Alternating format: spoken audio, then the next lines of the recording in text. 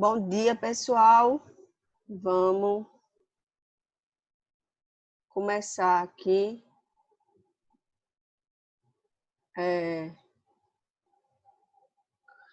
com a aula de hoje, né?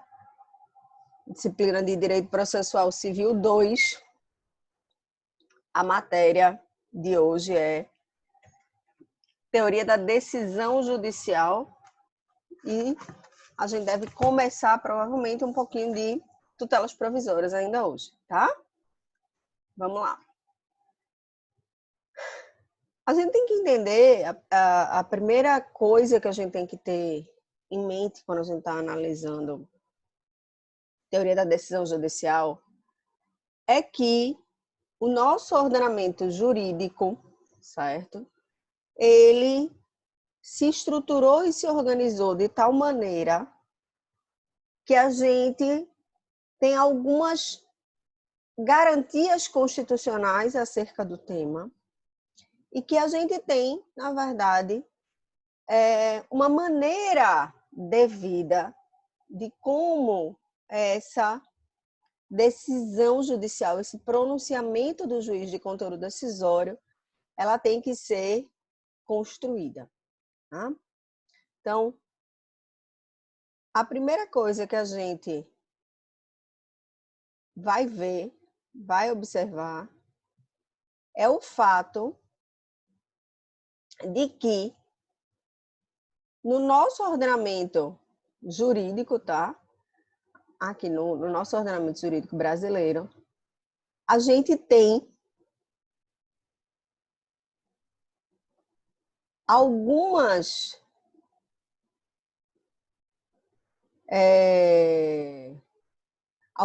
formas, na verdade, de decisão judicial, certo? Então, essas formas de decisão judicial, deixa eu abrir aqui para vocês. Certo? Elas são basicamente as seguintes. A gente tem a possibilidade do juiz, em primeira instância. Deixa eu ver se eu consigo pegar isso aqui e botar no quadro para vocês, quadro branco. Ah? Que é o seguinte.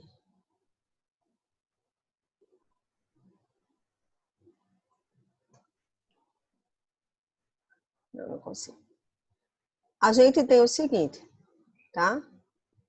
A gente tem alguns tipos de pronunciamento do juiz. Vocês estão vendo minha tela, né? Sim. Esses pronunciamentos do juiz, a gente já poderia organizar em pronunciamentos típicos do que a gente chama de primeira instância, certo? E pronunciamentos típicos de instância recursal ou de segunda instância, tá? Vou colocar aqui segunda instância, que é o termo que a doutrina usa mais. Ou no âmbito dos tribunais, tá? Na verdade, aqui, tribunais. Então, a gente tem alguns tipos de decisão. Eu não consigo mexer mais na outra, não.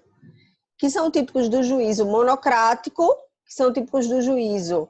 Aqui, então, eu entro com um processo de família, por exemplo, ele vai correr perante o juiz X na primeira vara de família, certo? Isso é um juízo monocrático. Esses decisões de primeira instância, elas são basicamente de três tipos. Eu posso ter os chamados despachos, as chamadas decisões interlocutórias,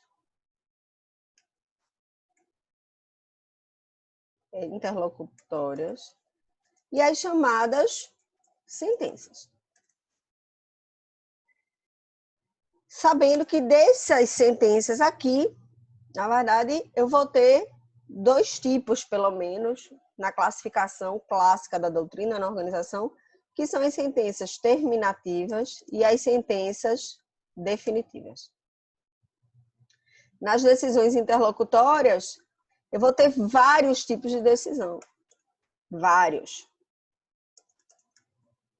Todas as decisões, na verdade, que não forem sentença, a gente vai ver que o conceito de decisão interlocutória é um conceito que se faz basicamente por exclusão.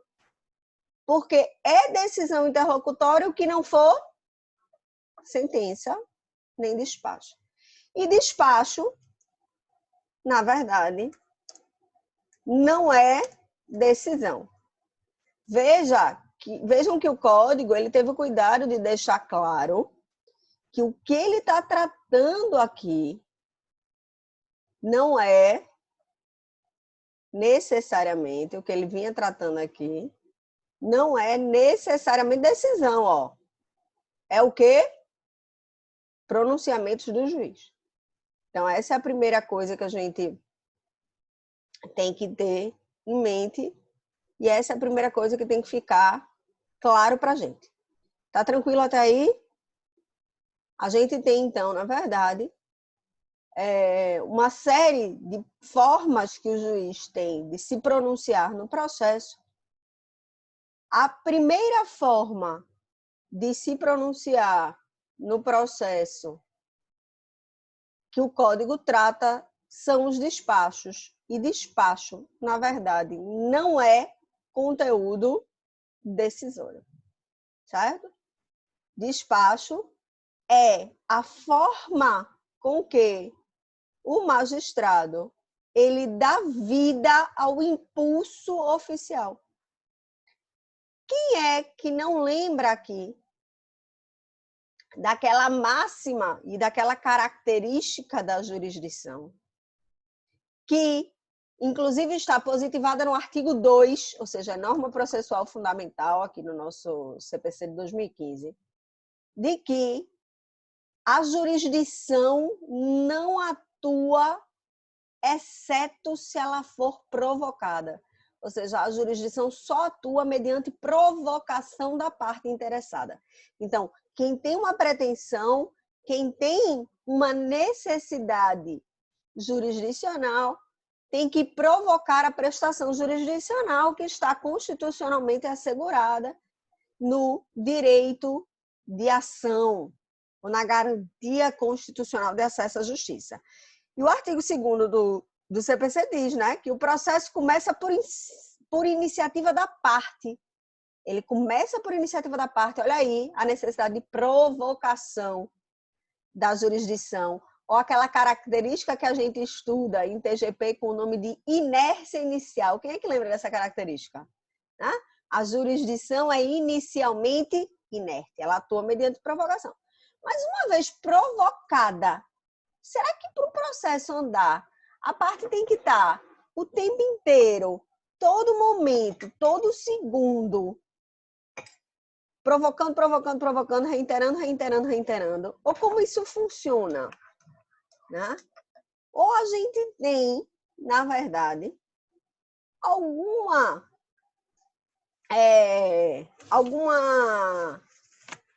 algum instituto, alguma coisa que garanta que o processo vá andando. A gente tem, minha gente.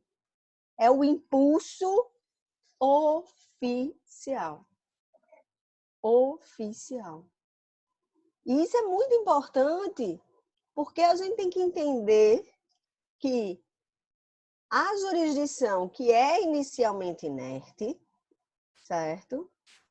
Ela, uma vez provocada, uma vez em que o juiz saiu do juízo, né, a jurisdição, através, claro, personificado numa pessoa física que é o Estado juiz, ele sai da sua inércia inicial, ele tem aí que seguir o processo por impulso oficial. Então, a gente vai ver que o juiz ele tem no despacho oficial uma forma simplesmente de dar vida ao impulso oficial. Então, despacho serve para que o juiz dê vida ao impulso oficial. Tá tranquilo? Todo mundo entendeu? Então, o que que a gente vai ver? É que nós temos no judiciário uma possibilidade de que o juiz delegue os atos que dão vida ao impulso oficial. O que ele tem que ter garantido? Mas como assim, Isabela? Como é que ele vai poder delegar isso? A gente está tratando do artigo 203, tá? Para quem quiser acompanhar. Como é que ele vai delegar isso? Vejam, ele vai, na verdade, autorizar que um servidor possa praticar o ato em seu lugar. Certo? Então, a gente vai ter a possibilidade aqui, presta atenção nisso, ó, os pronunciamentos judiciais, ó, 203, ó, são sentenças, despachos e decisões interlocutórias. Vejam que o código, na verdade, ele não se preocupa, vou deixar isso aqui no cantinho, mas eu acho que aí depois eu não consigo mais pegar, então vou apagar, tá? Isso aqui. A gente vai ter, na verdade, o fato de que o juiz, ele tem aí nos despachos simplesmente uma forma de organização da vara. Então, por exemplo, não tem conteúdo decisório quando o juiz diz intime o MP, pronuncie-se sobre as custas, tome ciência da data de julgamento do processo. Concordam que isso está só organizando o processo? Isso não tem conteúdo decisório próprio. Agora, as decisões interlocutórias, por seu turno, elas têm conteúdo decisório.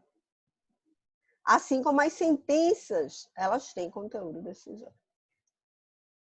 Então, se a gente passa a falar em tipos de decisão judicial, a gente vai ver, e aí neste caso específico, quem trata essa parte inicial de uma maneira que eu acho muito clara, muito gostosa de ler, é o professor Fred Didier, e ele vai exatamente mostrar para a gente que a gente tem uma teoria e uma lógica por trás de toda decisão judicial. Certo? Então, a decisão judicial, ela tem aqui que características essenciais e que a diferenciam, na verdade, de outras coisas, né? Primeiro, a gente tem que entender e tem que lembrar aqui, certo? Que o direito a uma decisão, ela tem um primeiro fundamento essencial, que é um fundamento constitucional, tá? Que é aqui o que a gente vai chamar de direito à tutela fundamental. Vejam como eu estava até pensando nisso quando eu estava organizando mentalmente a aula de hoje, que a gente muitas vezes já falou desse artigo 5º, inciso 35 na nossa sala. Porque a gente começou a nossa disciplina discutindo exatamente o quê? Discutindo sistema multiportas, que, bem ou mal, se baseia nessa noção aqui. Ela vai se basear, e ela começa a se basear exatamente nessa noção de tutela jurisdicional o quê? Adequada. Ó. Nosso sistema multiportas, ele se baseia exatamente nisso. Nós temos o direito a uma tutela jurisdicional adequada. Quem entra com um processo, quem tira a jurisdição da inércia, quem começa a exercer uma pretensão, está querendo, na verdade, assegurar e garantir que o Estado lhe dê uma resposta a contento para a sua pretensão. Que o Estado vá e diga, tem ou não tem direito, tem em que medida, e que, se não o Estado, né, a tutela jurisdicional ela pode ser prestada de maneira privada, mediante delegação, o que a gente vai ver? Que o problema seja resolvido. Então, a tutela jurisdicional que eu provoco ao tirar a jurisdição da inércia, ela é corolário direto do meu direito fundamental de acesso à justiça. Então, esse é o primeiro ponto. Então, a gente vai ver que eu tenho aqui a possibilidade de ter o tipo de resposta que for, desculpe, adequado ao meu problema. Mas, Isabela, por que decisão interlocutória tem a ver com isso? Porque muitas vezes, por exemplo, para que ela seja o quê?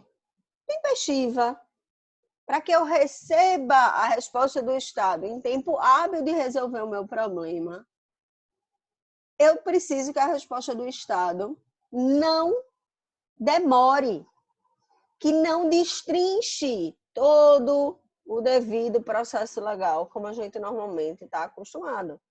Porque o que acontece? Vejam, é claro, minha gente, que o devido processo legal, efetivo contraditório, tudo isso é essencial para a validade das decisões judiciais. Afinal, processo é procedimento em contraditório. Mas, às vezes, eu tenho uma urgência tão grande que, para que a decisão seja tempestiva, eu preciso que o juiz decida de imediato. Porque, se não for decidido de imediato, não me adianta mais. E aí já dizia Rui Barbosa, justiça tardia, injustiça é. Então, o primeiro fundamento que a gente vai ver é exatamente esse fundamento constitucional de garantia de acesso à justiça. Tranquilo até aí? Então, o que a gente vai ver?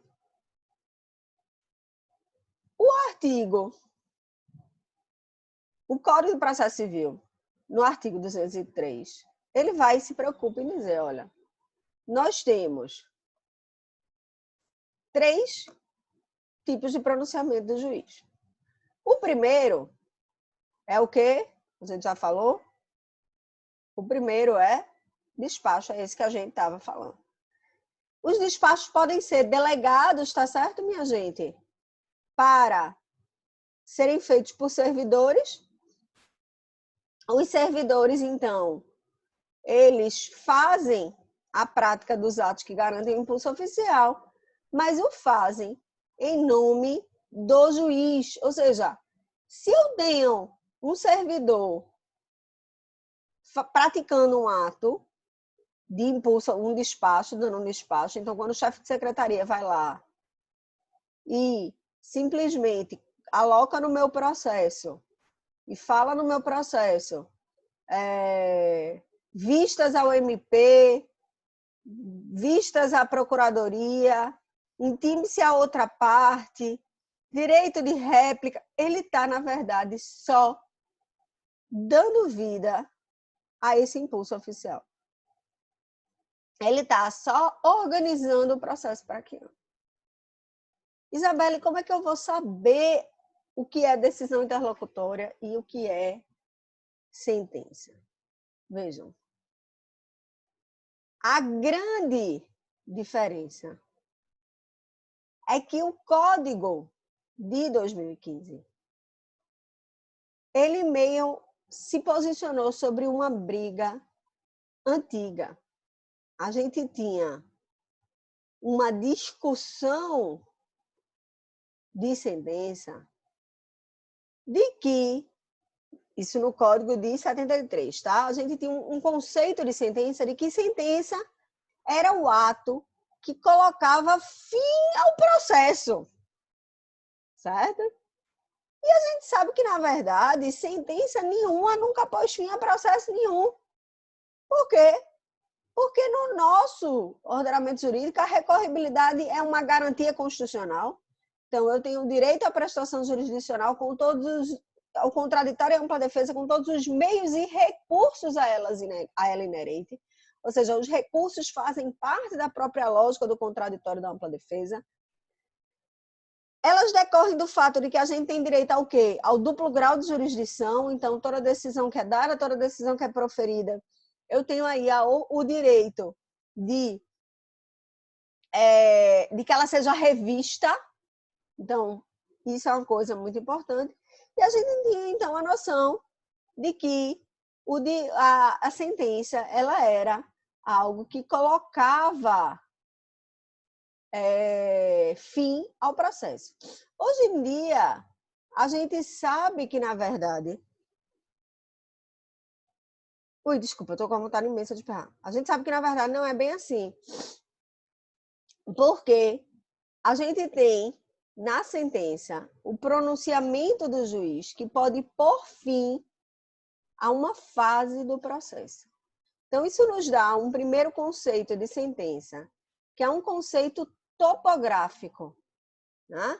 Que é um conceito topográfico, porque nós temos a ideia de que sentença, então, ela é o tipo de pronunciamento do magistrado que pode pôr fim à fase cognitiva do procedimento de conhecimento ou à execução, certo? Ou à execução. Ou seja, ela é uma decisão que pode encerrar o processo. Pode. Que pode encerrar o processo. Por que pode? Porque pode ser que ela não encerre. Só que, além deste pré-requisito, a gente vai ver que a lei diz que esse tipo de decisão, ela está, ele vai dar um conceito aqui topográfico de sentença, dentro de uma das hipóteses do artigo 485 ou 487. Os artigos 485 e 487, minha gente, são os artigos do Código do Processo Civil que tratam exatamente de sentenças definitivas e de sentenças terminativas. Ou seja, são as hipóteses do juiz, certo? Que decide aí, ou justificando o porque ele não entrou no mérito. Veja, nas sentenças terminativas, basicamente o magistrado está o quê? Dando uma explicação às partes de por que o mérito não foi julgado. Porque o mérito não foi julgado. Ele vai lá e diz, quando ele diz, olha, extingue o processo por falta de pressuposto processual, extingue o processo, ele está te explicando o porquê ele não julgou. Mas isso, na verdade, e é muito importante que a gente tenha isso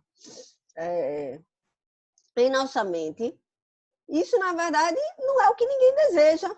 Ninguém entra com um processo, ninguém vai me convencer disso, tá? Ninguém entra com um processo para receber uma sentença terminativa. Eu entro com um processo porque eu quero uma sentença de mérito. Quem entra com processo quer sentença de mérito, minha gente. Quem entra com processo quer saber se tem ou não tem direito e em que medida tem direito. Não quer ouvir, não, que o juiz não julgou por conta disso, por conta daquilo, né? Você, na verdade, a gente, na verdade, vai ver que isso, para a parte, muitas vezes não tem a solução do seu problema. Por quê? Eu quero saber se eu tenho ou não tenho direito àquilo, se eu posso ou não posso fazer a coisa e em que medida eu posso. Então, quem entra com processo, minha gente, quer sentença de quê? De mérito. Essa é a primeira coisa que a gente tem que ter em mente com muita clareza. E aí, o nosso legislador, ele fez uma opção legislativa de conceituação de sentença, que é duplo. Ou seja, ele não usou mais simplesmente o conceito que foi usado inicialmente no Código de 73, que dizia que sentença era o ato que punha fim ao processo. Porque a gente sabe que a sentença não necessariamente põe fim ao processo. Então, o legislador, quem quiser acompanhar aqui o que eu estou falando o 203, parágrafo 1º, tá? Eu estou destrinchando o artigo 203, parágrafo 1º do Código. O que a gente percebe é que o legislador ele teve a cautela de evoluir bastante com o conceito de sentença.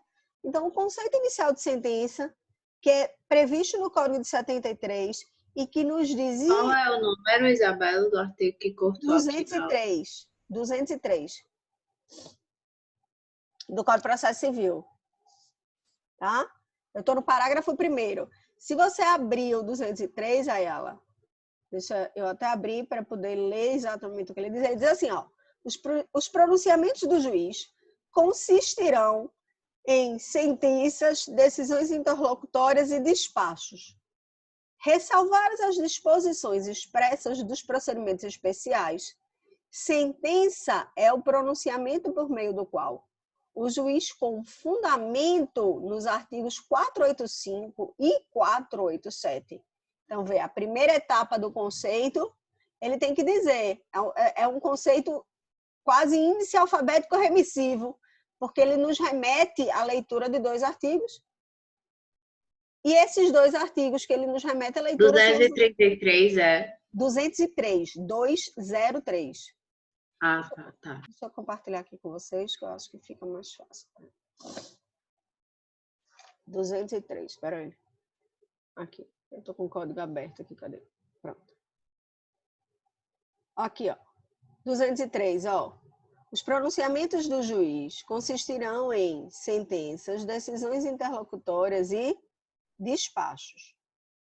Aí, ó, aí ele vem aqui e no parágrafo 1º ele conceitua o que é sentença. Ó. É o pronunciamento do juiz com fundamento onde?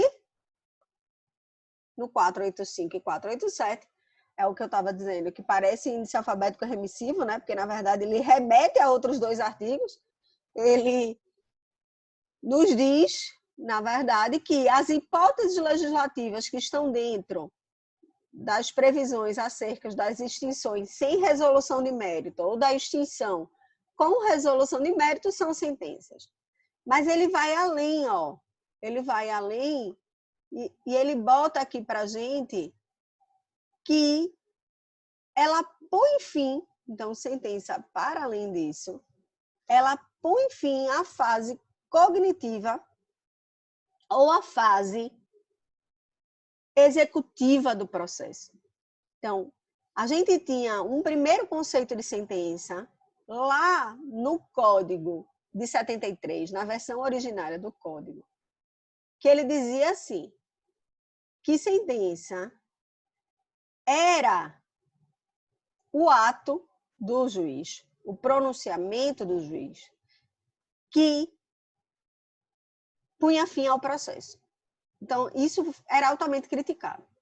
Quando em 2005 ainda, a gente teve uma reforma grande processual, e esse artigo que definia isso, que definia sentença, ou seja, o artigo equivalente ao nosso atual 203, ele foi modificado, e aí ele passou a dizer só assim, ó, minha gente, sentença é o ato do juiz, é o pronunciamento do juiz com base nas hipóteses do artigo tal e tal. Aí, essa previsão desta maneira, ou seja, a previsão que o Código de 73 passou a trazer pós-reforma, ela gerou uma série de discussões legislativas, acadêmicas e doutrinárias. Por quê? Porque esse conceito era um conceito infeliz. Porque a gente vai ver e vai estudar aqui que quando eu tenho algumas tutelas antecipadas, por exemplo, eu tenho tutelas com conteúdo de onde, minha gente? destes artigos. Uma tutela provisória, ela vai exatamente permitir a fruição imediata, às vezes do mérito, se ela for de natureza antecipada. Se ela for de natureza cautelar, não. Mas se ela for de natureza antecipada, ela conta o seu conteúdo, ela vai ter o conteúdo similar da sentença de mérito. Ah, Isabela, mas ela não é sentença. Não, ela não é, porque a gente vai ver que ela tem uma cognição que foi precária, uma cognição aí, né, que foi sumária, ou seja, uma cognição superficial, sem profundidade, certo? Mas ela tem esse conteúdo, que é um conteúdo que pode ser um conteúdo típico da sentença de mérito. Agora, eu tenho aqui que reconhecer e que observar que o nosso legislador, ele optou, ele fez uma opção, isso é uma questão de política legislativa, certo? Ele fez a opção de, no Código de 2015, sanar essa discussão. Porque ele foi lá e disse o seguinte, sentença é uma das hipóteses do 485 e do 487, beleza, mas, além disso, ou seja, é um conceito cumulado, ela tem que pôr fim ao procedimento comum, ou ela tem que pôr fim à fase executiva.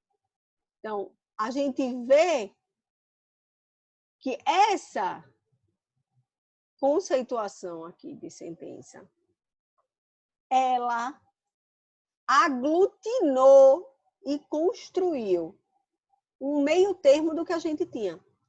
Porque se a gente tinha no início, na primeira versão, o conceito de sentença dizendo que era algo que punha fim ao processo, e a gente sabe que não punha, porque na verdade a gente ajusta essa fala e diz, não, ela não põe fim ao processo, ela pode até pôr fim ao processo, desde que não haja recurso depois dela.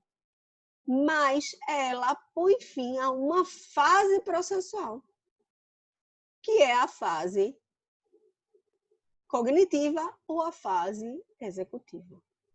Então, ele vai e diz isso para a gente. Né? Sentença, então, ela é o ato do juiz que pode pôr fim à fase cognitiva ou à fase executiva. Ou seja, é uma decisão que tem o condão, ou que pode, não quer dizer que ela vai, ou que pode pôr fim ao processo. Então, sentença é isso. Mas, de conteúdo, ela está dentro de uma das hipóteses do 485 ou do 487. Tá tranquilo, minha gente? Ah, Isabela, mas se sentença é isso? Né? O que é decisão interlocutória? E por que esse conceito de sentença, né? Que ele é um conceito, então, misto, porque ele leva em conta o conteúdo do ato, porque ele diz que o conteúdo desse ato está incerto no 485 ou no 47, mas é um conceito também que leva em conta em que momento processual o ato foi praticado, né? Ele põe fim à fase cognitiva ou põe fim ao processo de execução. E a gente já estudou um tipo de sentença, que são as sentenças parciais de mérito, né, minha gente? Então, o que a gente vai ver é que a gente tem aí que, para ser sentença, a gente tem essa dupla característica, né?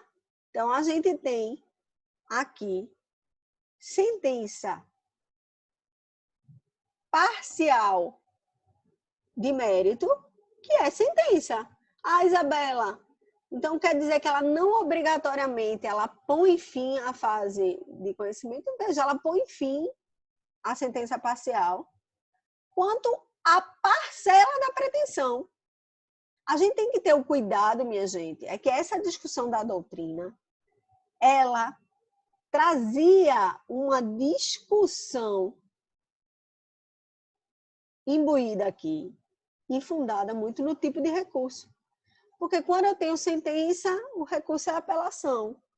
Quando eu tenho decisão interlocutória, o recurso é o de agravo. Apesar de que a gente vai ver que pelo 1015 a gente tem um rol taxativo do agravo, ou seja, nem toda decisão interlocutória cabe agravo. Né?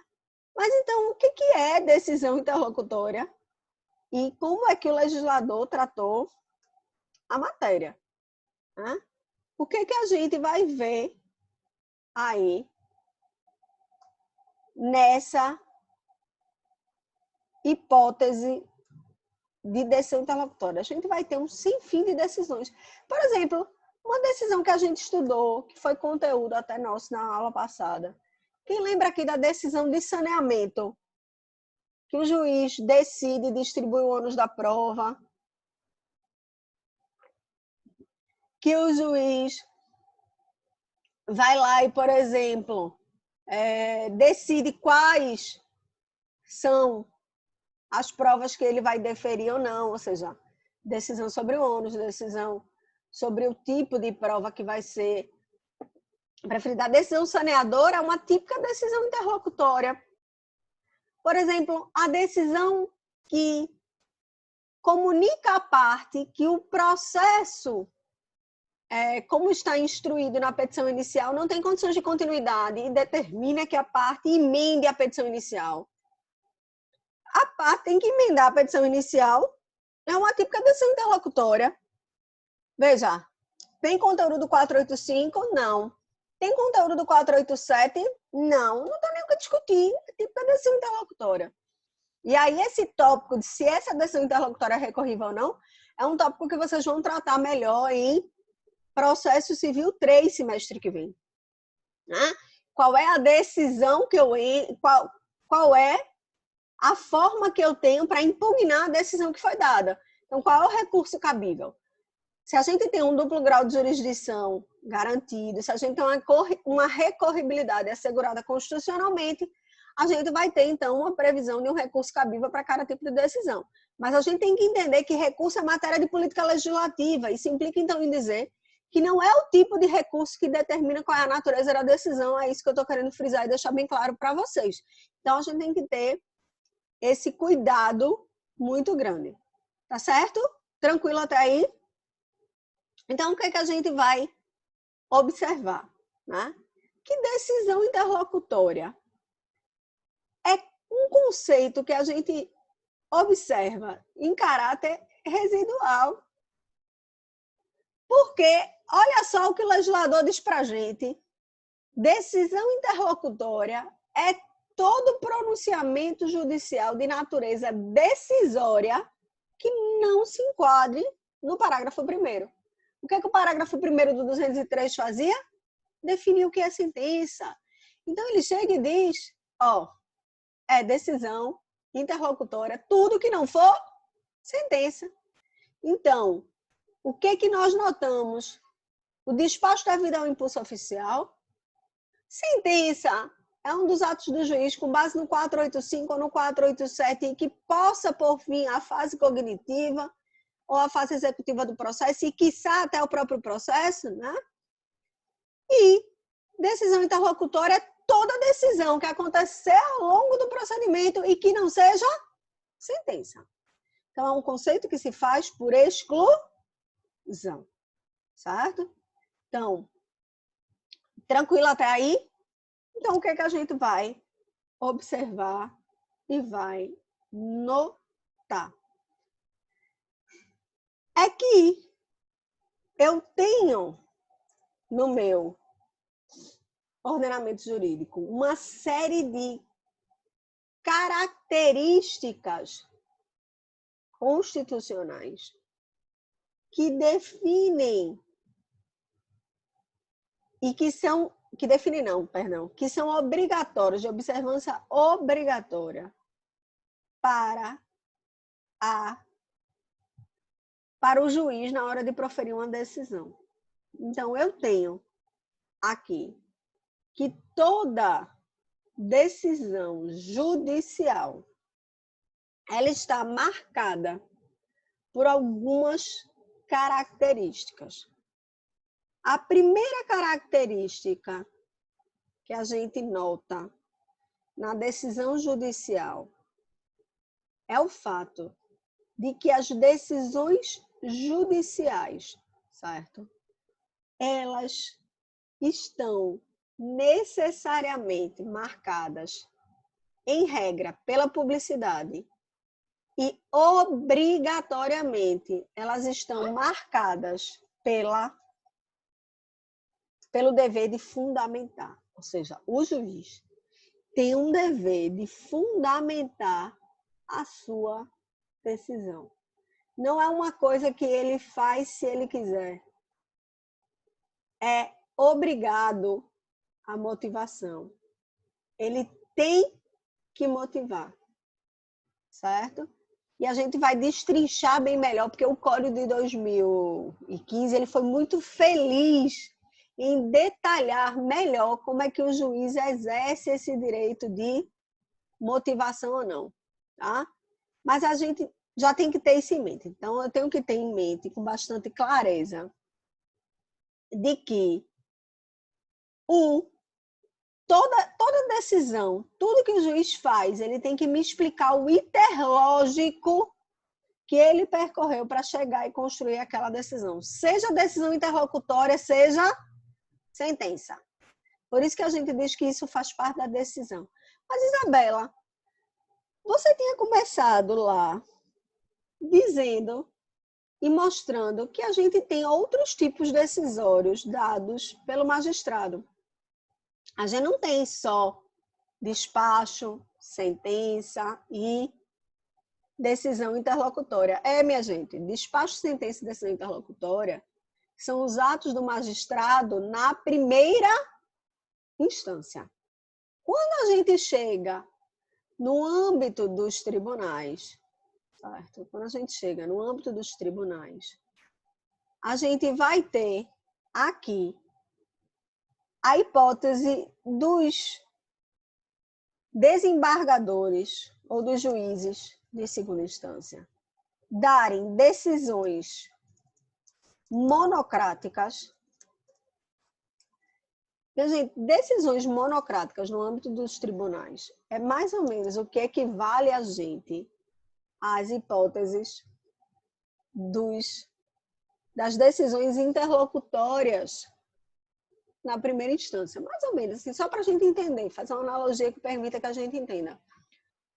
Então, por exemplo, quando se recebe no tribunal um recurso e o relator diz quais são os efeitos que ele recebe esse recurso, ele faz o juízo de admissibilidade do recurso e ele diz se atribui a esse recurso efeitos específicos, não atribui, se ele fiscaliza se está ou não estão preenchidos os requisitos de admissibilidade, ele faz isso muitas vezes proferindo uma decisão monocrática. Mas as decisões no âmbito dos tribunais que a gente mais ouve falar são essas aqui, o acórdão. No âmbito dos tribunais, nós não temos, em regra, mas as decisões não são monocráticas como regra. Porque quando eu levo para exercício do duplo grau de jurisdição, eu levo porque eu estou querendo exatamente o quê? Uma decisão colegiada. Um dos fundamentos que autorizam ou que justificam o duplo grau de jurisdição é exatamente o fato de que a revisão ela dá uma maior segurança jurídica e que, em regra, essa revisão é feita por um juiz mais experiente e essa decisão, em regra, ela é revista de maneira o quê?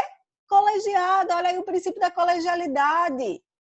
Quando a gente entra, minha gente, com um recurso no tribunal, a decisão que julga esse recurso não é uma sentença.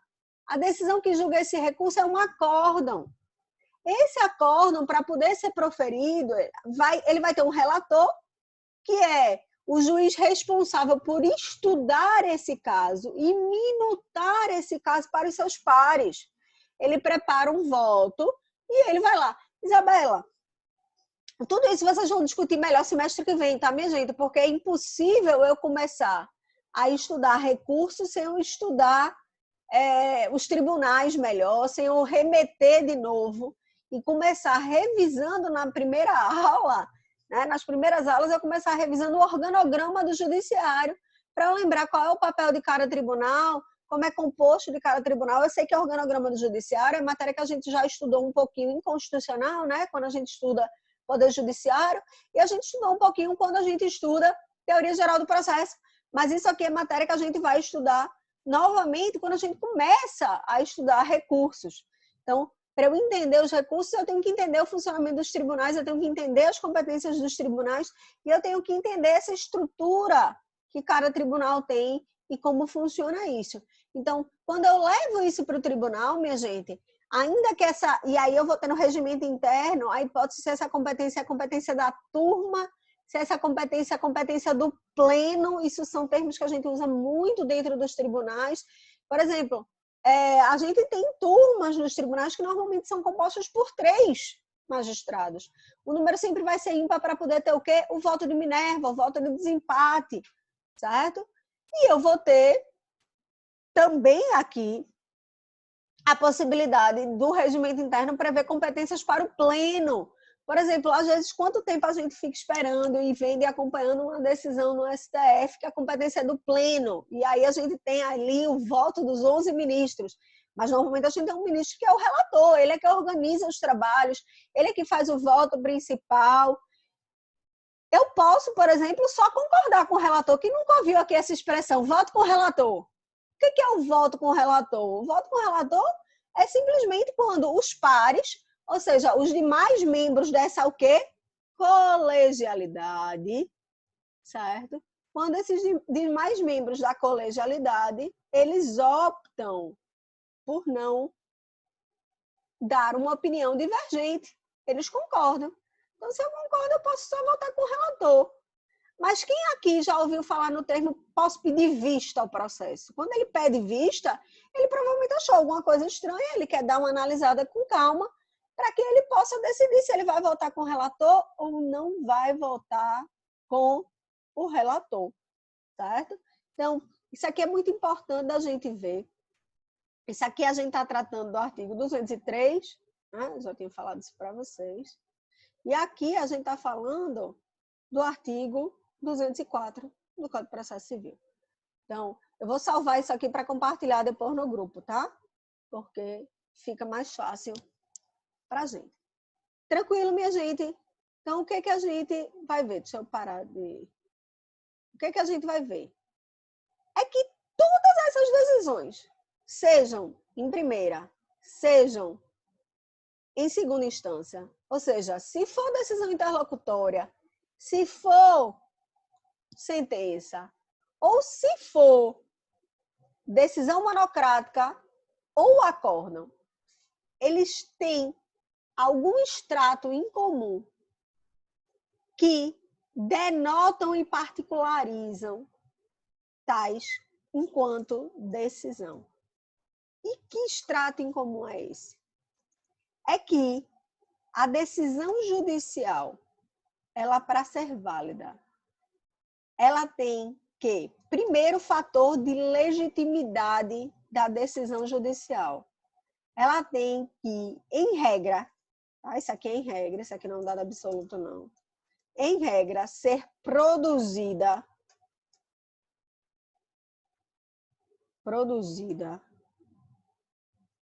em contraditório.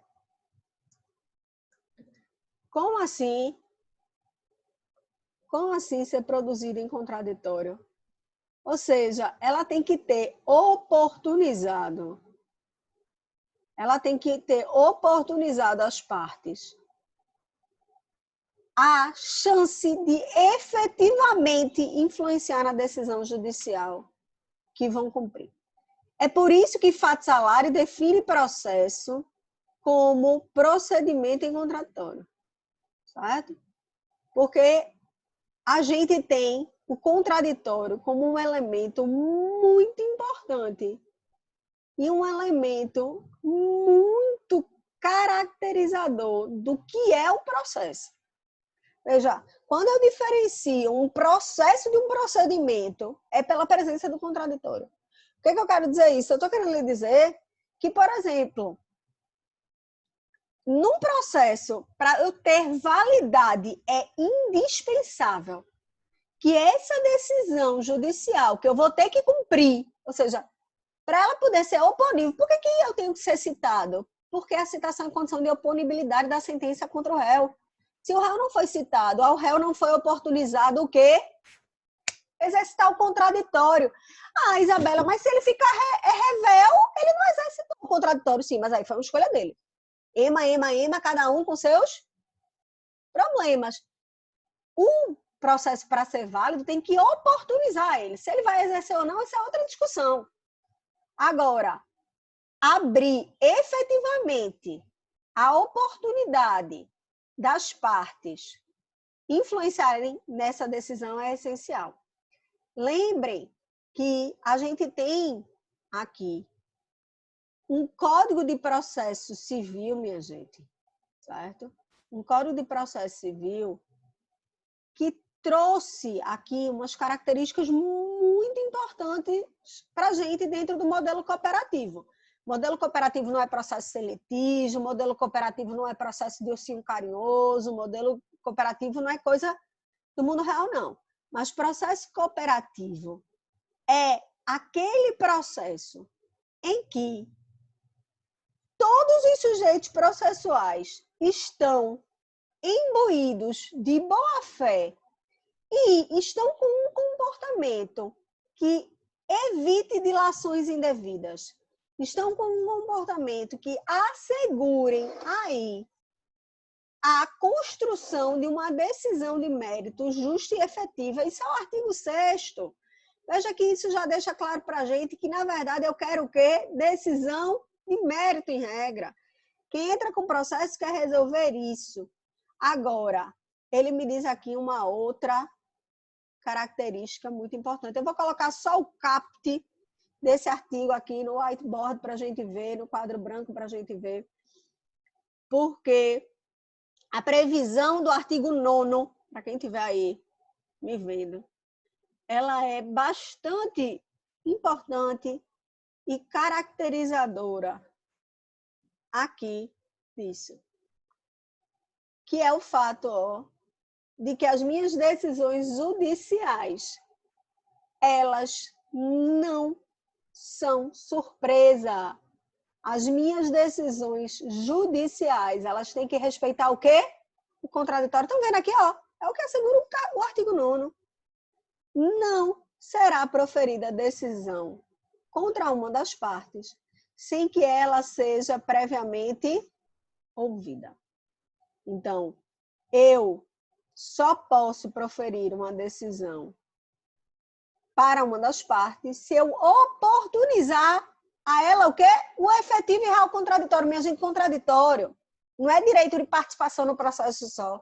A gente tem que entender que contraditório real, eu gosto muito do termo que a gente diz, né? A doutrina chama muito de contraditório substancial, ou eu gosto mais ainda do termo, na verdade, contraditório dialogado. O Código de Processo Civil ele trouxe contraditório dialogado. A gente tem que entender que o processo é um fenômeno dialógico, o processo é um fenômeno de diálogo entre duas partes que não estão conseguindo conversar só, porque se essas partes conseguissem conversar só, elas não precisavam de processo, porque talvez elas tivessem cumprido o que era devido no âmbito do direito material, elas tivessem cumprido suas obrigações e a gente não precisava estar aqui discutindo nada no processo. A gente, se todo mundo cumprisse os seus deveres e respeitasse os direitos dos outros, a gente não precisava de processo. A gente precisa de processo porque a gente tem uma dificuldade de respeitar a esfera jurídica alheia. E aí, a gente, toda vez que ou desrespeita essa esfera jurídica alheia, ou ameaça essa esfera jurídica alheia, a gente tem o direito de provocar a tutela jurisdicional para proteger a nossa esfera jurídica. Então, isso é uma garantia constitucional que nós temos de que os nossos direitos serão respeitados. É por isso que me assusta muito quando a gente fala em proteção de direitos e a gente não pensa nos mecanismos processuais. E aí a gente volta àquela frase que eu já falei 1000 vezes e que vocês já estão cansados de ouvir, é que direito sem processo é só uma palavra. Não adianta eu ficar falando que eu tenho direito a isso, direito àquilo outro, se isso, aquilo e aquilo outro, quando são desrespeitados ou quando estão ameaçados, eu não tenho um processo efetivo, apto e capaz de proteger esses direitos. Então não adianta dizer a ninguém, que é o que a gente sente às vezes no Brasil, né? A gente tem um país que nos outorga o que no plano teórico nos assegura tanta coisa, tanto deve ser, que é altamente frustrante quando a gente estuda direito ver que o ser é completamente diferente. E aí, no âmbito do processo, isso toca em questões muito latentes. Porque isso toca no fato de que a gente parece que ainda nem entendeu que o processo é um instrumento. Processo é instrumento, processo não é um fim em si mesmo. Eu tenho um processo para proteger direito material. E se eu tivesse direito material sempre respeitado, eu não precisaria de processo. Agora, eu preciso de processo porque de nada adianta ter direito sem ter processo. Porque o processo são as técnicas e metodologias, então o processo é tecnologia de solucionar controvérsia. Controvérsia sobre o quê? Sobre direito material. Sobre pretensão das partes, pretensão que está sendo resistida ou que não está sendo cumprida pela outra. Porque se eu fizesse, por exemplo, um contrato com a Ayala, fui lá, né? Agora a gente está falando o tempo todo de revisão contratual. Lá no escritório a gente nunca recebeu tanto pedido de ajuda dos clientes para revisões contratuais. A gente mesmo fez revisão de vários contratos particulares da gente enquanto escritório. Por quê? Porque a gente está passando por uma crise sanitária, a gente está vivendo uma pandemia que nunca ninguém imaginou. Mas vamos lá, eu posso simplesmente, vamos pegar agora a discussão da moda, ontem teve parecer do CNE, Ayala, tua menina já está na escola, em idade escolar? Ontem eu passei o dia olhando isso, Isabela. Pois é, isso está Meus tirando... dois meninos, ver um jeito de pedir um desconto, né? Porque eu não queria. Porque eu tenho um pequenininho que é educação infantil, então, tipo, ele nem aula online ele pode ter. Só que eu não queria cancelar o contrato, entendeu? Porque eu tenho consciência que tem uma rede por trás, tem as professoras e aí eu queria um desconto, a escola tá bem chata com relação a isso. A gente teve ontem exatamente, a gente teve essa semana 2 grandes eventos sobre isso, né? A nota técnica do Ministério Público, que já Eu rodou vi, todos os pronto, grupos. tava vendo exatamente a nota técnica e teve outro que eu não tinha recebido ainda, que eu vi ontem, que é Um parecer do CNE, do Conselho Nacional de Educação. Isso. A gente sabe que, por exemplo, para a gente aqui, que somos adultos tal, eu acredito que está todo mundo ambientado já nessa metodologia, né? Eu acho super estranho, assim, e ainda bem que vocês só veem a parte de cima, porque eu tô com um short horroroso, mas assim, tá todo mundo ambientado já, né? Bota uma blusa razoável, vocês podem estar até de pijama, só ocultam a imagem, né? Mas a gente é adulto, a gente tem maturidade cognitiva e maturidade organizacional para se adaptar a isso. A gente consegue adaptar, de uma certa maneira, a aula presencial para uma aula via remota. Mas é como você falou, na educação infantil, eu também tenho um filho de educação infantil, né? Meu filho tem educação infantil, tá na educação infantil, não tem nem idade obrigatória para estar na escola, ele não precisava estar na escola. Pronto, Ele é uma criança que caso. vai fazer 4 anos agora, em maio. Tá? Meu tem 2, mulher. Meu Deus, é mais do que o Totinho ainda. Então, eu já acho que não tem um funciona de 2 e tem um outro que está no fundamental, no primeiro ano, né? Eita, então pronto. Então, a gente tá mais ou menos na mesma situação. Porque eu tenho um no primeiro ano e tenho esse que tá um pouquinho mais velho que o seu aí, na frente. Mas Isabela, veja... Oi, amor. termine para eu fazer uma pergunta. Veja, mas eu não posso simplesmente, só pra gente aqui concluir o raciocínio, eu não posso simplesmente não pagar a escola. Posso? Pronto, exatamente, não. Não posso. Não. É uma questão de princípio de boa-fé, princípio da confiança, a tutela da confiança. Se você fez um contrato, a escola se organizou confiando que ela vai ter aquela renda. Como você falou, eu não posso também, tem professor para pagar, tem infraestrutura, tem. Houve uma diminuição de alguns custos, houve, para a escola, talvez houve. O número de cuidadoras diminuiu, né? Porque a gente sabe que na educação infantil a gente tem normalmente 1 ou 2 cuidadoras por sala, né? Porque as crianças ainda trocam de roupinha, tomam um banho na escola. Então, não é só a professora, a gente tem ainda um staff maior por trás, né? Mas não houve uma Assim, quando eu redução. falei professora, foi exatamente isso. Porque, por exemplo, na sala do meu pequeno tem 3. Tem a professora e tem 2 auxiliares. Aí, assim, eu tava até falando no grupo da escola, eu já vi que um monte de mãe já tirou, sabe? Eu não queria tirar, porque eu não queria abandonar o barco num momento difícil. Eu queria que eles me dessem um desconto, já que, né, eu contratei, afinal de contas, eu contratei um serviço e eu não tô tendo ele. Não, e é um serviço, veja, que é isso que eu tô dizendo, a gente não tem como adaptar. Exato, ainda tem isso.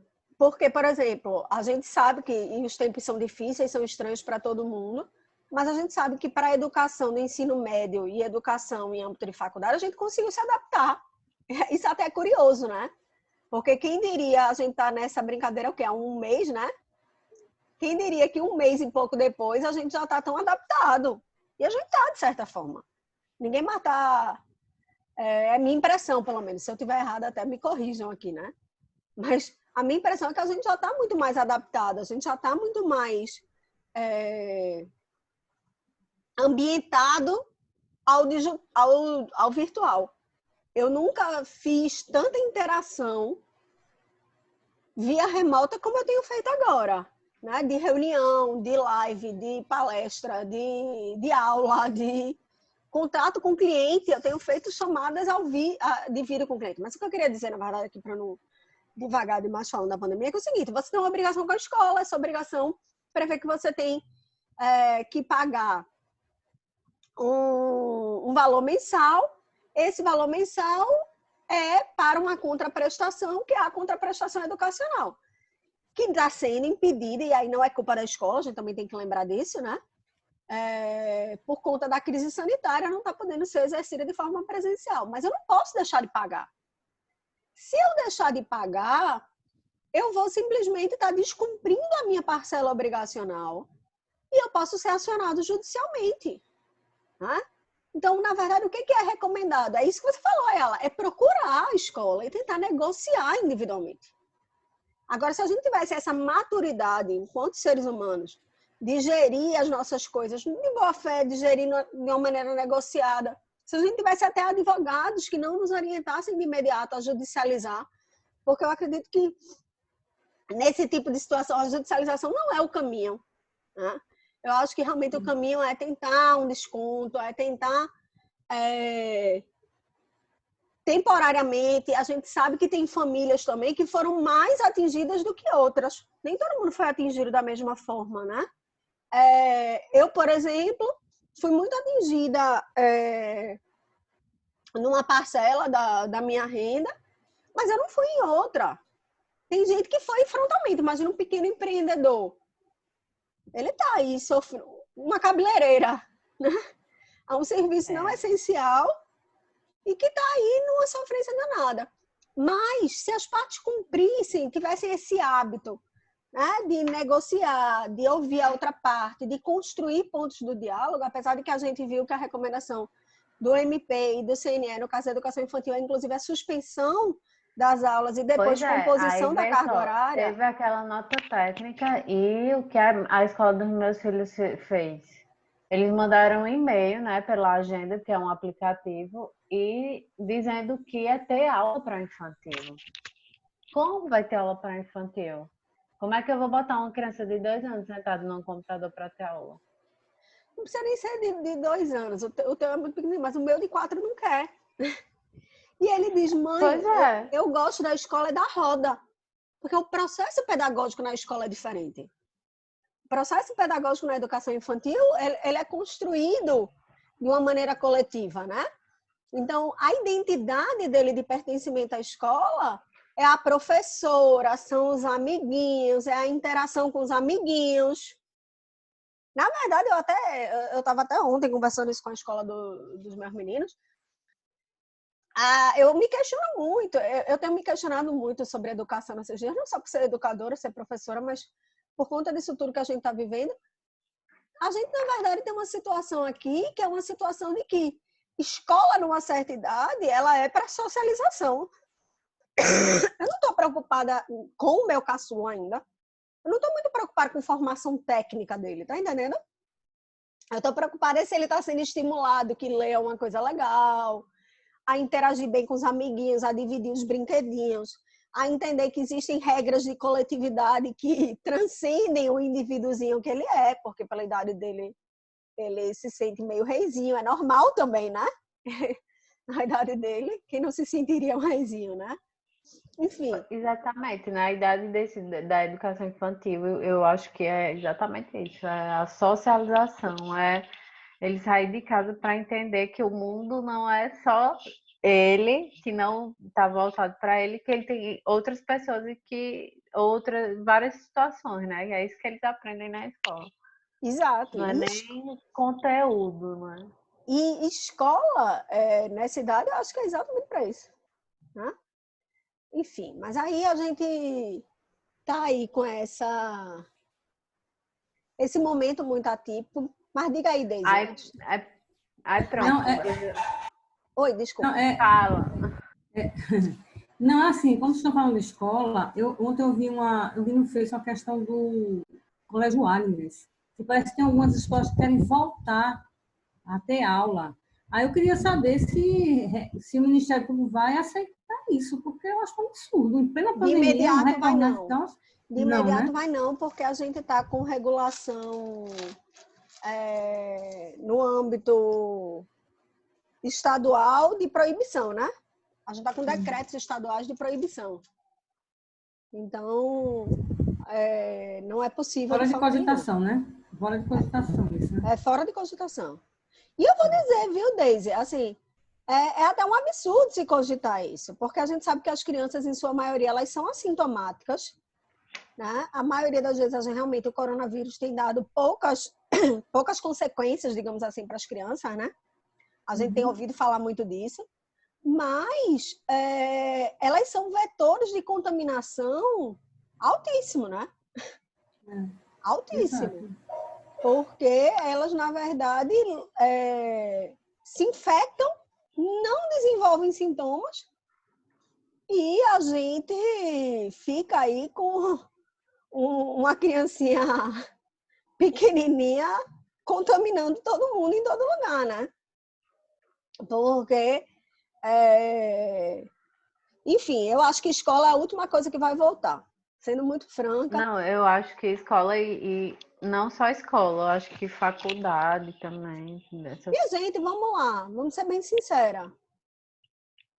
Vamos aqui. Até porque eu estava dizendo ontem, conversando com uma amiga minha, se voltarem, por exemplo, E aí, retomando isso aqui, nasce o direito ao processo,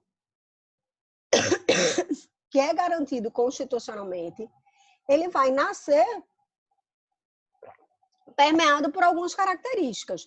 Então, a primeira grande característica de toda decisão judicial é a necessidade de contraditório. Decisão judicial tem que ser em contraditório. A gente não pode ter decisão judicial sem respeito do contraditório. E tem dois que é muito importante da gente lembrar. É que, em regra, os atos processuais são o quê? Públicos. Então, a publicidade, ela é uma regra das decisões judiciais.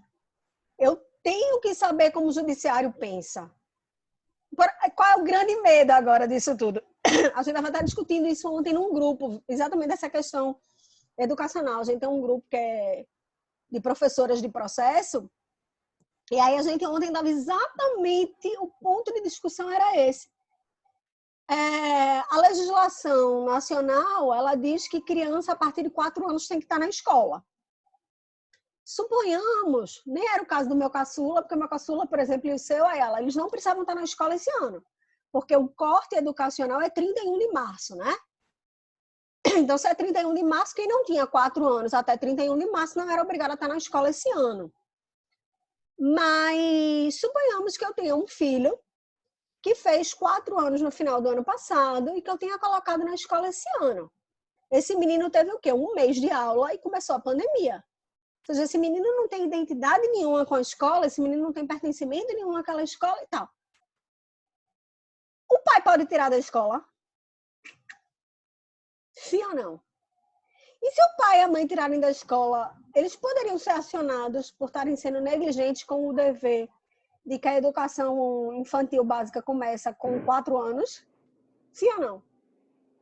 Se for para a letra de lei. Se for na letra da lei, a gente diria que ele não podia tirar. É porque tem um contrato, né?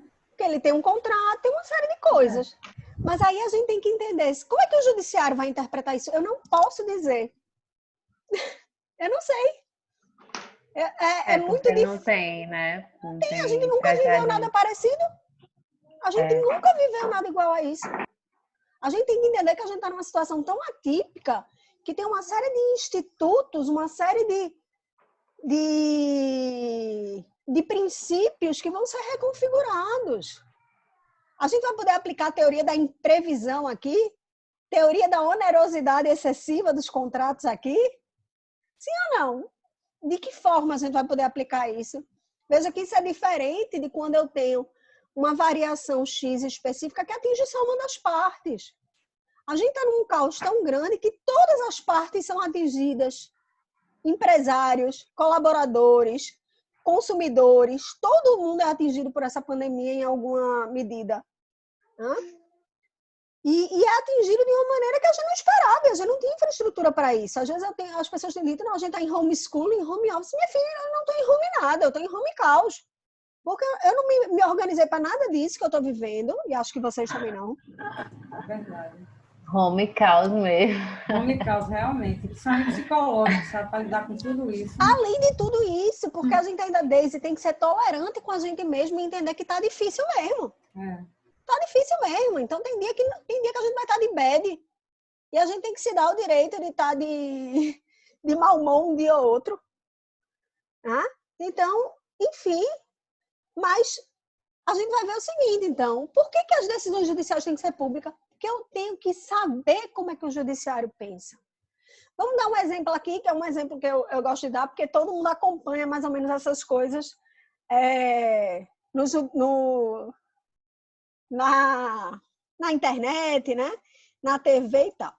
Vamos supor aqui. Existe direito à indenização por descumprimento do dever de fidelidade? Assim, aquela pessoa que está vivendo um momento música de Marília Mendonça na vida, né? Levou a famosa Gaia. Essa pessoa tem direito a uma indenização? Sim ou não? O que vocês acham? Sim ou não? A resposta... Vou falar de achismo. Eu nunca ouvi falar dessa, não. Eu vou falar só achismo, baseado no meu achismo. Eu acho que não, mas pela pergunta já criou uma pulguinha na minha orelha para dizer que sim. Porque tem isso. Aí a resposta clássica, né, que a gente dá. E aí, Helder, cabe ou não cabe? Existe direito à indenização por Gaia? Eu acho que não. Tu acha que não?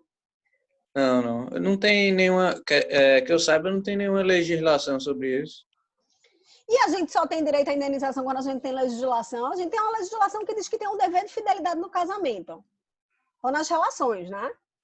Mas o crime de bigamia não foi extinto? Eu não estou dizendo que é crime. Eu estou dizendo reparação civil. Indenização. Indenização. Sim. Entender. Indenização. Eu ainda acho que não, Isabel. Isso vai dar muito processo. Se isso for realmente, vai abarrotar o judiciário, né? Não é, Deise? Não ia ter juiz que conseguisse parar de julgar, né? Exato. Beleza. Vamos lá. Como a gente tem a publicidade, eu digo a vocês que a gente vai cair aqui no famoso depende.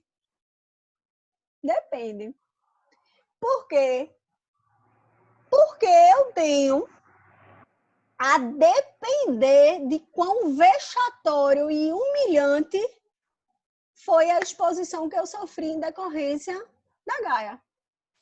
Vou contar aqui um caso, que é um caso real, aí. Vê como a publicidade é importante, ó. E o dever de fundamentar, que é o próximo dever que eu vou dizer, toda decisão judicial, minha gente, tem que ser o quê? Fundamentada. E toda decisão judicial, ela tem que ser fundamentada exatamente para que a gente possa controlar as decisões judiciais. Então, além da publicidade, eu preciso para poder saber como é que o judiciário está pensando, certo? Então, eu preciso saber como é que o judiciário está pensando para que eu possa, e aí a gente vai ver que, na verdade, isso é uma garantia constitucional, tá? Artigo 93, inciso 9 da Constituição Federal, é que vai prever aqui para a gente, ó, todos os julgamentos de órgãos do Poder Judiciário serão, ó, públicos, ó a publicidade que a gente estava falando aqui, ó, serão públicos, ó, para que a gente possa controlar, ó. E serão o quê, ó? Esse aqui é o próximo que a gente ia falar. Vai falar, então já vou marcar aqui. Todas as decisões serão o quê? Fundamentadas. Para que eu possa saber. Aí, voltando aqui à pergunta que eu tinha feito a vocês, a gente vai dizer depende. Por que depende? A gente tem um caso emblemático, foi uma das primeiras decisões judiciais reconhecendo o dever de indenizar por quebra do dever de fidelidade, né? A fidelidade é um dever acessório do casamento, vocês vão discutir isso melhor em direito de família, pelo menos até agora, né? Enquanto poliamor não for regra, tá assim, a gente vai ver o seguinte, é que nessa decisão judicial, o juiz disse assim, ó,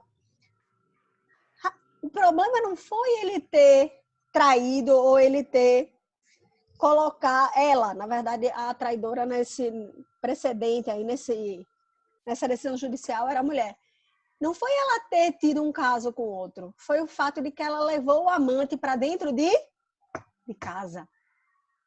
Então, ele foi exposto perante toda a comunidade em que eles viviam, os porteiros, os vizinhos. Ele foi exposto pela conduta dela. Então, é uma coisa que eu sempre digo, né? A gente tem que ter cuidado que, às vezes, o que gera o dever de indenizar não é o ato. Ou seja, não foi só porque traiu. Foi porque traiu, humilhou, pisou. Imagina, a pessoa está casada contigo e começa a postar foto em rede social com outra. Né? É aquela famosa oração do corno. Que eu não seja corno, mas se eu for, que eu não saiba. E se eu souber, que ninguém mais saiba. Né? Porque ninguém quer ser exposto de determinada coisa na vida. E essa é uma das coisas que ninguém quer ser exposto jamais. Então, brincadeiras à parte, né? A gente tem que ter esse cuidado. Por quê? Porque é o fato de eu ter publicidade, minha gente, e o fato de eu ter uma outra característica aqui, muito relevante das decisões judiciais, uma outra necessidade de todas as decisões judiciais, que é o fato de que as decisões judiciais elas têm que ser necessariamente fundamentadas. Então, existe para os juízes um dever de motivação das decisões judiciais. Todas as decisões judiciais elas têm que ser motivadas. E o dever de motivação, minha gente, ele está ligado ao fato que ele permite um duplo controle. Um duplo controle. Na hora que o juiz fundamenta, ele permite, primeiro, a recorribilidade, ou seja, que eu possa recorrer daquela decisão. Tá? Vamos botar isso aqui. E, 2, ele alia um valor ao dever de publicidade. Então, ele permite o que a gente chama de controle externo, que está ligado à publicidade, que é saber o que o judiciário pensa, e um controle interno, que é a recorribilidade. Vamos lá, alguém aqui consegue decidir recorrer... Eita, ficou torto aqui mesmo, mas enfim, tá dando para entender. Alguém aqui consegue recorrer, eu vou salvar isso para botar lá no grupo. Alguém aqui consegue recorrer de decisão de pai e mãe? Decisão de pai e mãe é recorrível? Vocês conseguem recorrer? Eu nunca consegui recorrer de nenhuma decisão da minha mãe. Vou botar minha mãe para assistir essa aula, que ela nunca me viu dizendo isso. Vou gravar e vou mandar para ela esse trecho. Veja, não tenho como recorrer. Porque argumento de pai e mãe é fundamentado. Pai e mãe têm dever de fundamentação? Não. Como é que pai e mãe decidem? Eu até evito decidir assim, porque eu não acredito nesse método pedagógico. Mas quando eu estou num dia muito cansada, eu decido. Às vezes, meu menino, eu decido normalmente aqui em casa na base dos combinados, fundamentando, porque eu acredito que assim é mais fácil da parte entender e cumprir o que você espera dela, se ela entender as razões. Então, o fundamental é muito importante para que a gente entenda as razões de decidir do magistrado. Eu posso até não concordar, mas vou ter que respeitar porque ele me deu argumentos razoáveis. Mas pai e mãe normalmente não decidem assim. Pelo menos não na educação clássica, a gente decide na base do não. Por quê? Por que não? Como é que você recorre do não, por que não? Ou então, pai e mãe diz assim, minha mãe adorava essa. Não, por quê? Porque eu sou sua mãe. Eu vou começar uma discussão da natureza jurídica da maternidade, que aquela conduta não era materna, então ela não era minha... Não vou. Não, porque eu não sou sua mãe. Ou então outra, essa todo mundo já ouviu, talvez, em algum momento da vida. Não, porque enquanto você mora na minha casa, a regra é minha. Enquanto você comer do meu pirão, a regra é minha. Não, porque não. Veja, isso são argumentos que não permitem a recorribilidade. Permitem, me dão contra-argumentos para recorrer, não me dão. Não, Ayala, como é que você vai recorrer disso? Jamais. Não. Jamais, não, por que não? Não, porque eu sou sua mãe. Não, porque eu estou dizendo que não. É difícil. Então, decisão judicial não pode ser assim. Vejam como é diferente. Nós suponhamos que a gente virasse para a nossa mãe e perguntasse: mãe, posso descer para jogar no campinho? A gente estava falando que os condomínios estão com as áreas fechadas na época de pandemia, né? Mãe, posso descer para jogar no campinho? Imagina se ela virar para mim e diz: não, por que não? Eu posso recorrer dessa decisão? Não. Mas suponhamos que a minha mãe, ou que o juiz, porque na verdade o juiz nesse caso é que tem o dever de motivação, mãe não tem, me dissesse assim: não, você não pode descer porque estamos em isolamento social e o contato com outras pessoas expõe toda a comunidade. Então, pelo dever de coletividade, viu, Deise? É por isso que o colégio não vai poder abrir.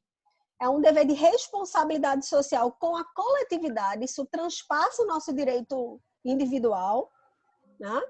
Por conta do nossa responsabilidade com toda a coletividade, você não pode descer, porque você pode se contaminar ou contaminar alguém se tiver assintomático. Veja, eu posso recorrer disso? Eu posso até dizer, não, mas eu não estou... Eu já tive, eu já testei positivo, mas eu não sou grupo de risco, mas eu vou sozinho. Concordo que eu posso ir recorrendo? Se me fundamentam, minha gente, eu tenho um controle interno que permite a recorribilidade da decisão. Ou então, por exemplo, a gente acabou não fazendo porque a gente não quis gerar polêmica, mas teve até um momento aqui no prédio que meu marido cogitou assim, não, a gente poderia argumentar de que a gente faça um rodízio, tipo, se tiver alguém usando o campinho, que só use uma família por vez, né? Tipo, é a mesma coisa estar isolada em casa, só que estaria isolada no campinho, né?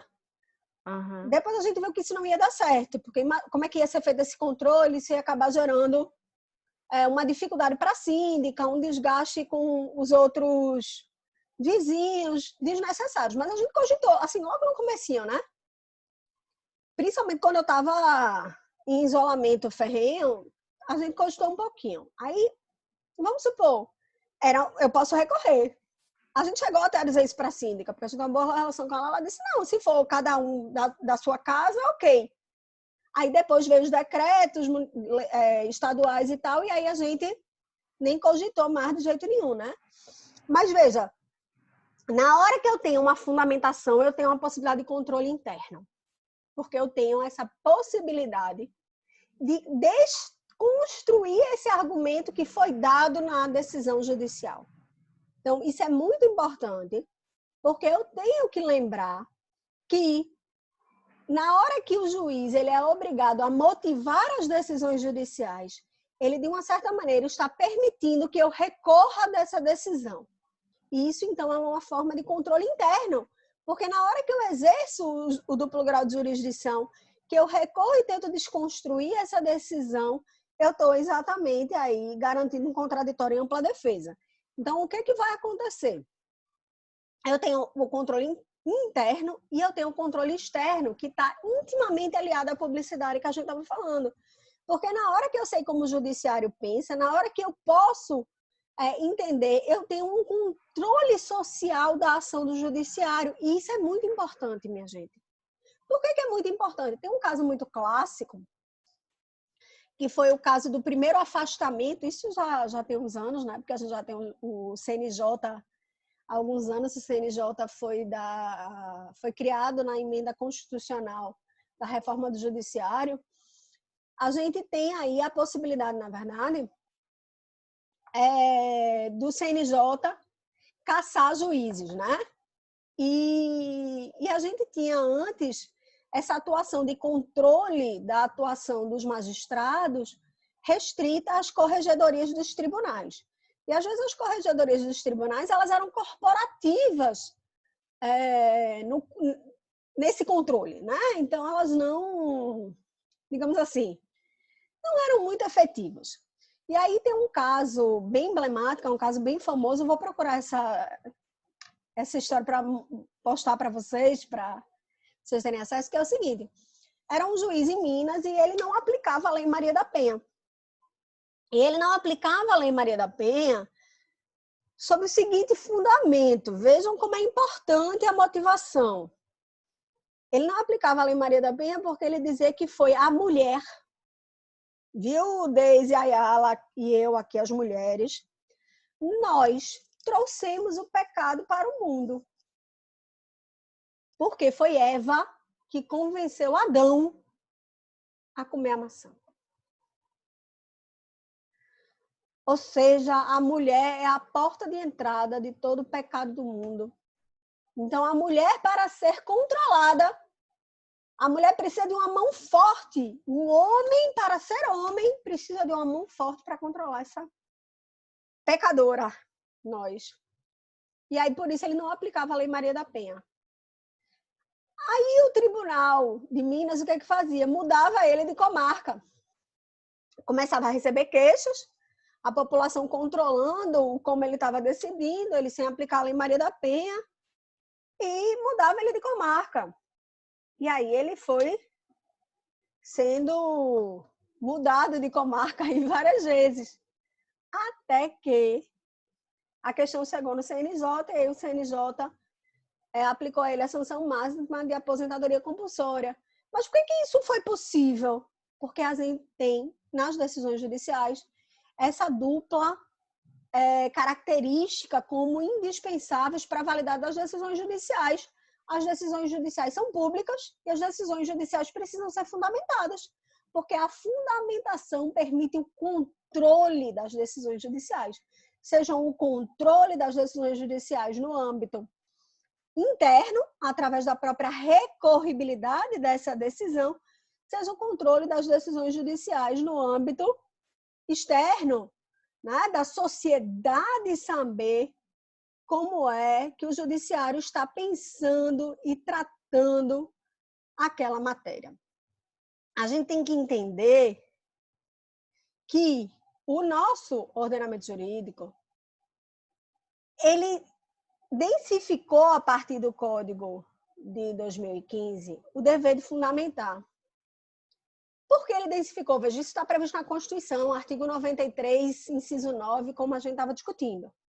Todas as decisões judiciais serão fundamentadas sob pena de nulidade. Está lá na Constituição. Se entende que a ausência de fundamentação da decisão judicial, ela gera um dano in re ipsa, ou seja, um dano em si mesmo, porque ela não permite esse controle nem interno, nem esse controle externo. Ou seja, essa decisão está eivada de um vício tão grave, essa invalidade dela é tão grave, que ela enseja aí o reconhecimento da nulidade, sim. Mas a gente tem que entender, deixa eu ver se eu consigo. Se eu não conseguir, eu abro isso aqui. Pronto. Eu vou compartilhar com vocês aqui uma telinha, porque está um quadrinho bem bonitinho, de que a gente tem que entender o seguinte, né? Que motivação ela é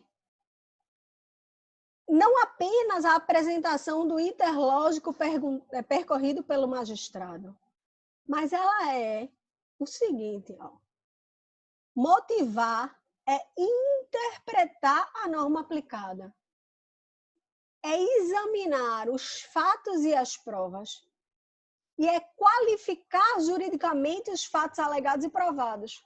Lembram que a gente, quando começou a estudar a teoria da prova, a gente destacou que a última etapa da prova, né, que é o seu julgamento, é a sua análise, é a valoração, ou seja, a valoração de cada prova que foi produzida e acostada nos autos.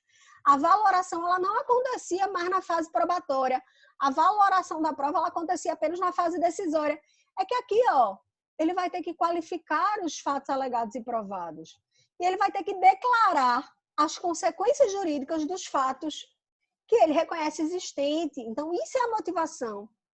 Eu não posso simplesmente dizer não porque não.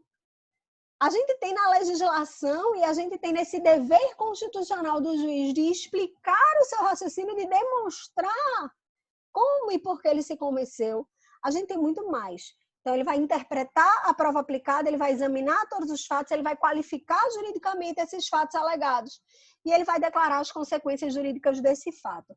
E aí, eu vou colocar aqui para compartilhar com a gente, deixa eu ver se eu consigo mudar o que é que eu estou compartilhando, para botar o quadro branco, para a gente esmiuçar bem direitinho juntos. Abram aí o artigo 489 do Código de Processo Civil. Abram aí o artigo 489 do Código de Processo Civil, que a gente vai aqui. Como é que eu apago mesmo, Jesus? Aqui, peraí. A clear. Apagar tudo, ok. Vamos lá. A gente vai ter no artigo 489 do Código de Processo Civil, no inciso 1º, uma densificação aqui judicial do que é, de em que situações a gente não considera a decisão judicial fundamentada. Então, olha só que importante isso aqui. Isso é o 489, parágrafo 1º do Código de Processo Civil. Olha o que ele começa dizendo aqui para a gente, ó. Não se considera fundamentada. Então, ele está aqui exatamente dizendo para a gente quando é que a decisão judicial não vai ser considerada fundamentada. Ou seja, quando é que o juiz não exerceu bem essa obrigação judicial que ele tem de fundamentar. Então, ele diz, ó, não se considera fundamentada qualquer decisão judicial, seja ela interlocutória, sentença ou acórdão, que, inciso 1, se limitar à indicação ou reprodução de ato normativo, sem explicar sua relação com a causa ou a questão decidida. Ou seja, o juiz não pode simplesmente dizer assim, decido com base no artigo 157 de que este contrato não precisava ser cumprido. Ele tem que explicar. Aplica-se teoria da impressão, não se aplica, por que se aplica, como se aplica. De onde ele está construindo isso. Né? Ele não poderia simplesmente, vamos pegar aqui o exemplo que a gente estava discutindo anteriormente, da indenizabilidade ou não da quebra do dever de fidelidade, ele não pode chegar lá e dizer assim, reconheça a obrigação de indenizar, porque o ordenamento jurídico brasileiro reconhece que os danos devem ser reparados. Veja, isso é uma indicação genérica, é uma paráfrase do ato normativo. Eu não posso. Outra coisa que eu não posso fazer, né, é empregar conceitos jurídicos indeterminados, sem explicar o motivo concreto de incidência no caso. Por que eu estou incidindo? Então, eu tenho que ter muito cuidado aqui nisso. Né? Como é que incide, não incide? Como incide? Por que incide? Enfim, isso é muito importante. Então, eu não posso simplesmente chegar e dizer, vamos supor, razoabilidade, dignidade da pessoa humana. Já são conceitos jurídicos importantíssimos, mas são conceitos jurídicos que a densidade normativa ela tem que ser dada pelo juiz no caso concreto. Eu não posso simplesmente aplicar de qualquer forma. Eu não posso simplesmente... Eu tenho um príncipe que acordou aqui. Eu não posso simplesmente aplicar de qualquer maneira, certo? Então, considera-se não motivado. Então, o juiz dizer assim, vamos supor, a gente estava discutindo a questão das mensalidades escolares.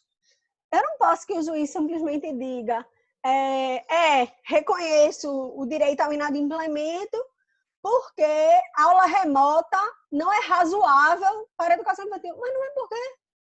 Não é de que forma? Razoabilidade é um conceito jurídico indeterminado.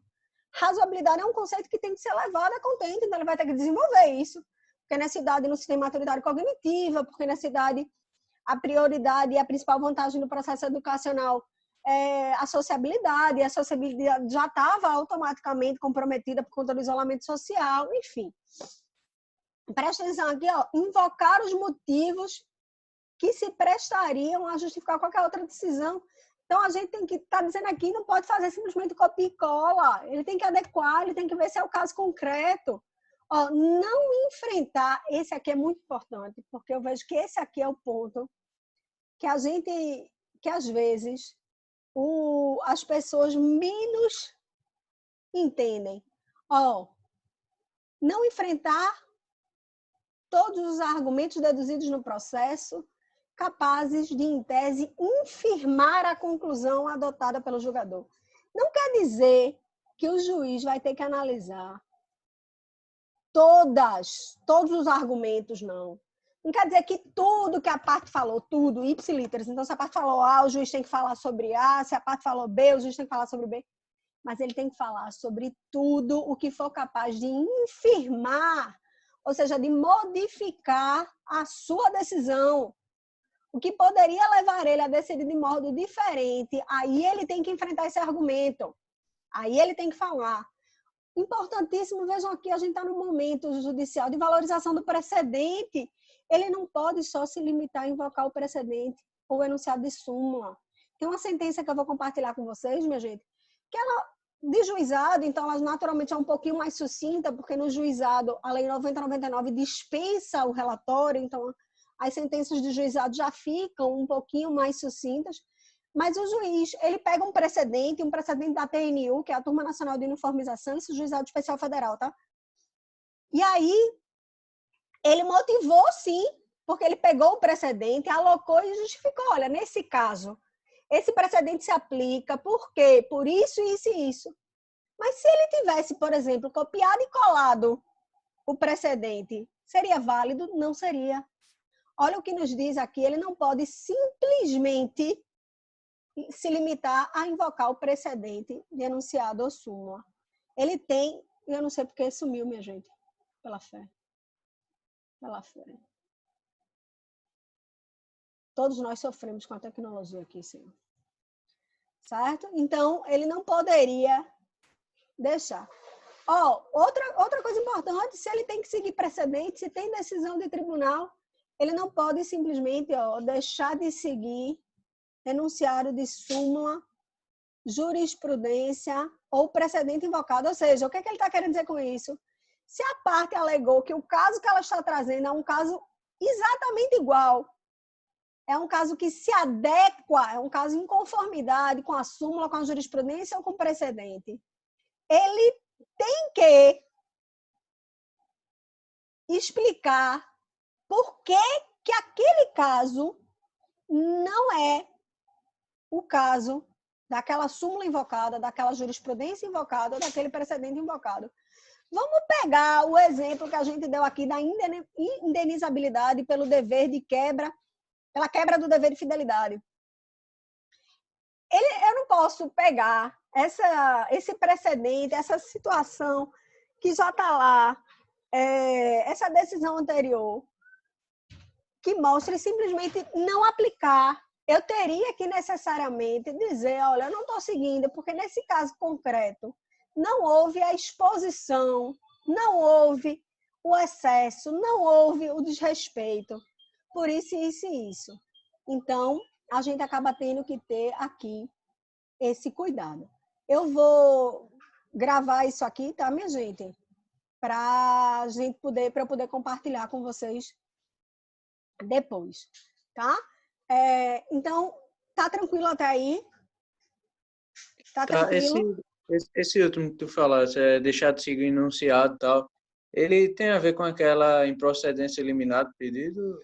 Veja, na improcedência eliminado pedido, eu julgo improcedente exatamente com base na teoria dos precedentes.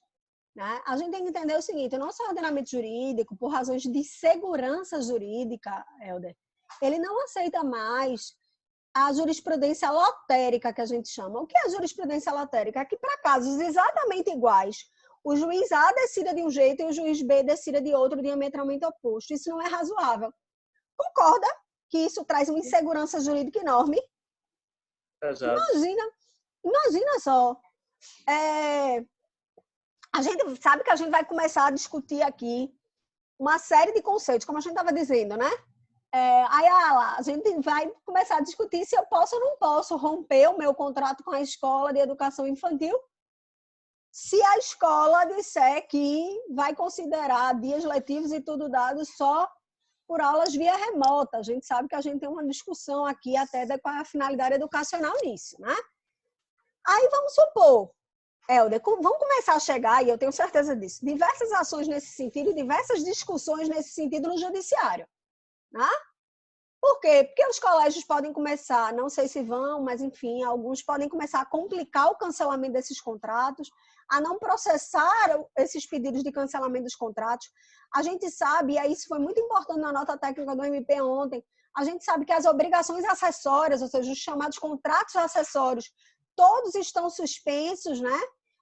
Ou seja, eu não posso cobrar por esporte, eu não posso cobrar por contraturno, que é o horário integral. Eu não estou falando quando a escola já tem previsto o horário integral, não, porque eu sei que em Recife algumas escolas têm dias de horário integral. Até isso, a escola dos meninos, eles não querem tirar. Você acredita? Eles antes dessa nota técnica, não sei agora o que eles vão falar, mas eles não estavam dando desconto nem no contraturno. Pronto. Assim que começou essa crise, a primeira coisa que eu fiz foi mandar um e-mail pedindo o cancelamento dos esportes e o cancelamento do turno integral. Porque, no meu caso, são contratos acessórios. Né? Eu nem pedi desconto no turno regular ainda, nem tentei discutir isso, talvez nem faça, mas pedi. Por quê? Porque é um contrato acessório que não vai ser prestado. Qual é a relevância do integral para mim? É os meninos estarem em segurança na escola, é os meninos terem um ambiente seguro para fazer as tarefas. Olhem só, tem um príncipe aqui, ó. Olhem só. Tem um principinho aqui na aula, ó. Tá com sono. Tá com sono. Esse aqui é o meu mais velho. Tobias. Né, amor? Amor de mamãe. E qual era a vantagem do... O bom desse negócio atrás de mim é que às vezes esconde ele, ó. Ó, Tobias, às vezes tu aparece, às vezes não. A gente no turno integral, a principal vantagem para mim era exatamente fazer as tarefas, os meninos estarem em segurança, eles terem uma socialização com criança, do que estarem em casa num horário que às vezes eu não posso estar, e eles acabassem ficando na internet ou ficando, enfim, fazendo atividades que não tivessem um apoio, um monitoramento pedagógico. Bem, se eles estão em isolamento social, isso automaticamente foi perdido. E isso não tem como ser recomposto por via remota. Né? Porque dentro do home caos, quem tem que fazer o pseudo homeschooling sou eu. Então, quem tem que se virar nos 30 para que o menino assista a aula, não sei o que, não sei o que, sou eu. Quem tem que fazer as tarefinhas que a escola manda, sou eu. Enfim, então, por conta disso tudo, esse é um contrato acessório. Mas vamos supor, ela, que a escola continue aí irredutível, certo?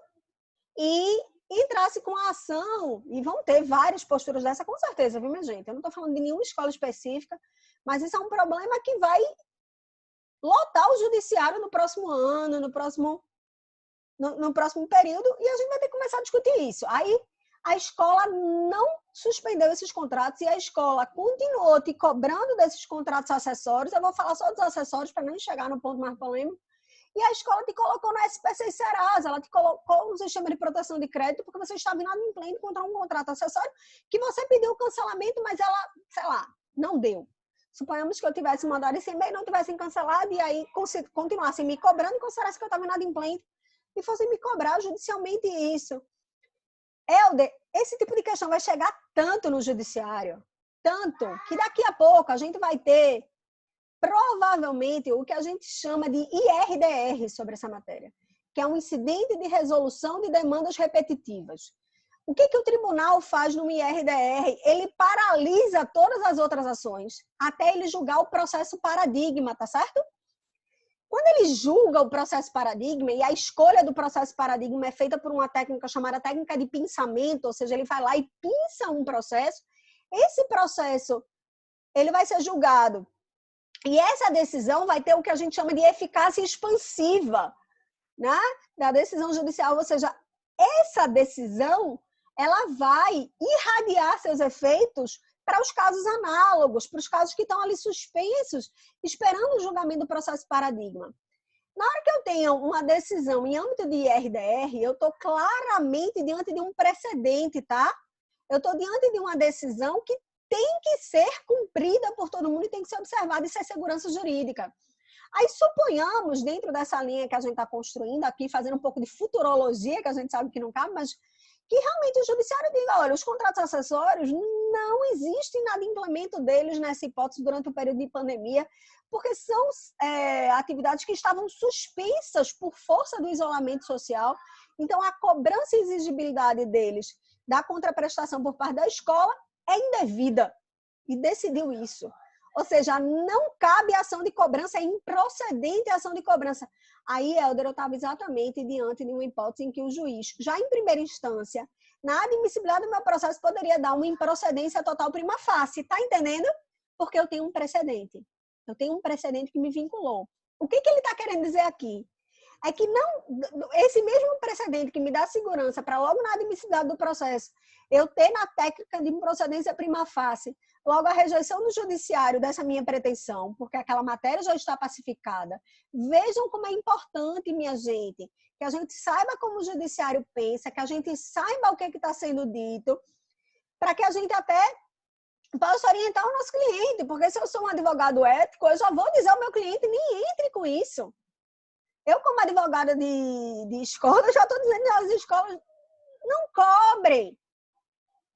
Aí elas já estão incentivando, vai lá e negocia, escuta o teu cliente. É hora de dar as mãos.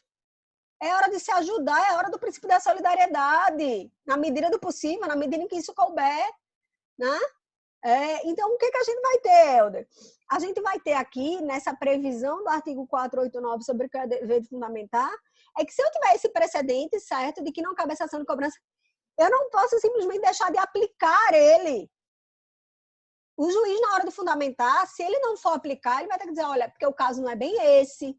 Olha, é porque o contrato... Vamos pegar o exemplo do horário integral, tá?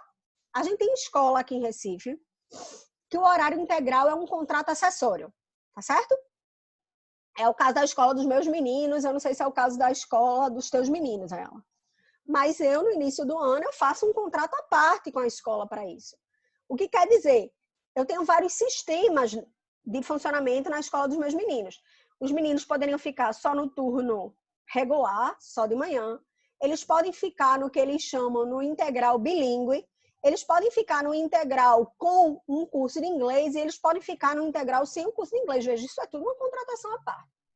Mas eu tenho aqui em Recife algumas escolas, certo?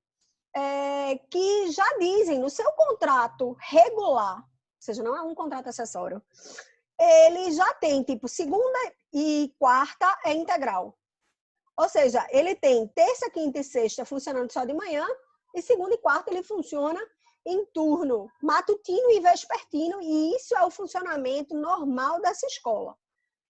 Eu poderia, então, Helder, pegando essa nota técnica do MP e esse entendimento do Conselho Nacional de Educação, fazer um abatimento proporcional da minha mensalidade, alegando que o contraturno é um contrato acessório, sim ou não? Me parece que não.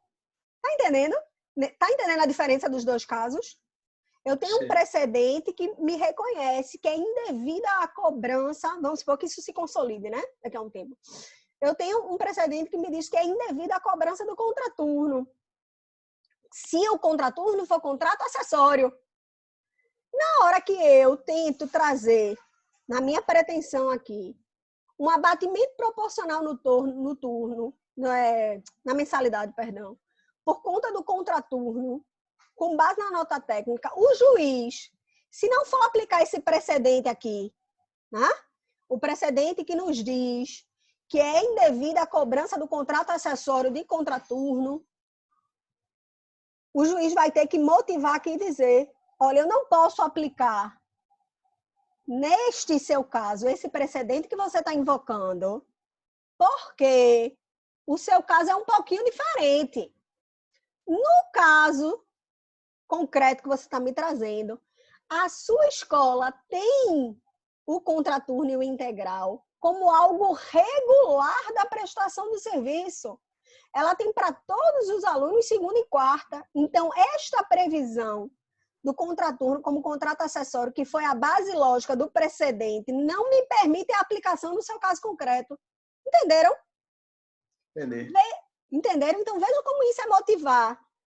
Vejam como isso permite a recorribilidade da minha decisão. Vejam como isso é relevante para o processo e relevante para a clareza. Né?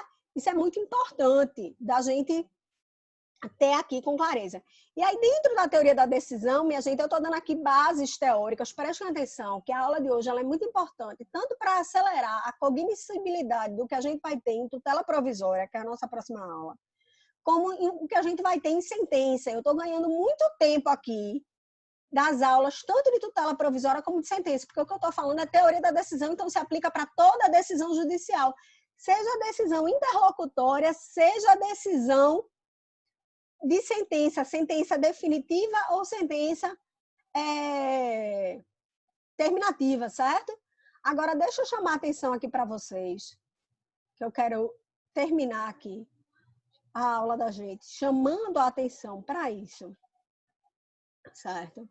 É que a gente tem algumas previsões que são muito relevantes na forma de controlar e de cuidar da atividade judicante do que o magistrado tem que fazer, certo? A primeira coisa que eu quero chamar a atenção para vocês é o fato de que nós temos no ordenamento jurídico, e isso é uma característica até do direito na modernidade, nós temos o que a gente chama de vedação do non-liquid. O que é isso? O Estado, eu acho que eu já falei isso para vocês, né? Se Pôncio Pilatos fosse vivo, a gente não teria tido a mesma história na Bíblia. Porque o nosso ordenamento jurídico, ele veda a possibilidade de que o juiz não decida. Essa é a primeira coisa. Ou seja, uma vez que eu tirei a jurisdição da sua inércia inicial, o juiz terá que decidir. Aí você disse assim, Isabela, mas bigamia não é crime e não tem previsão nenhum aí de indenizabilidade pela Gaia, não tem nenhum aí. Chegou aqui um outro, já vou mostrar para vocês quem é o outro. Peraí, filho, mamãe está acabando uma aula. Vai, cadê o celular? Certo? Então, o que a gente vai ver? Certo? A gente vai ver o seguinte, é que o juiz, ele não pode deixar de julgar. Se ele for provocado a decidir, ele vai ter que decidir. Porque ele é vedado de não decidir. Ele está proibido de não liquidar a pretensão que foi trazida pela parte. Então, se não houver previsão legislativa, se não houver, ele vai ter que construir a sua decisão usando o quê? Os princípios gerais do direito, os costumes, utilizando aqui a razoabilidade, a equidade, se for o caso, a utilização da equidade. A lei deixa bem claro que é a última hipótese, mas ele vai ter que construir uma decisão. E aí, uma outra coisa muito importante a gente lembrar é que o juiz, ele está em sua atuação limitado pelo princípio da adstrição ou parte da doutrina negócio chamada congruência. Certo? A gente vai voltar a falar disso quando falar de sentença, mas a gente tem que ver que isso é uma previsão geral da atuação do juiz. De que o juiz, ele tem que decidir o mérito nos limites em que foram propostos pelas partes. Então, a gente tem que ter muita clareza de que quem pede algo ao juiz, de que quem entra com determinada solicitação judicial, certo? Determina e configura o exercício do seu direito de ação, ou seja, eu não sou obrigada a pedir nada. E quando eu peço judicialmente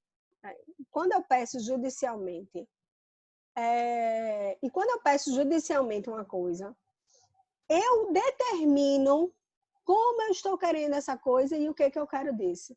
Então, os limites de exercício do direito de ação, os limites de configuração da jurisdição, eles são dados pelas partes e o juiz não pode decidir sobre pena de vício de congruência externa da sua decisão, nem mais, nem menos, nem fora do que foi pedido. A decisão proferida pelo magistrado não pode ser citra, nem ultra, nem extra petita. Ele está adstrito e a decisão dele tem que ser congruente ao que efetivamente a parte configurou ao exercitar o seu direito de ação. Então, esses aqui são dados também muito importantes da gente lembrar, porque configuram o exercício do direito de ação. Certo, minha gente? Todo mundo está entendendo isso? Está tranquila a nossa matéria? Sim. Então, esse era o conteúdo. Na próxima aula, a gente vai começar tutelas provisórias. Então, quem puder adiantar o estudo, adiante, certo? E aí, a gente depois vai estudar sentença, mas lembrando que essa parte de teoria da decisão é fundamental e é vital para tudo que a gente vai discutir daqui para frente.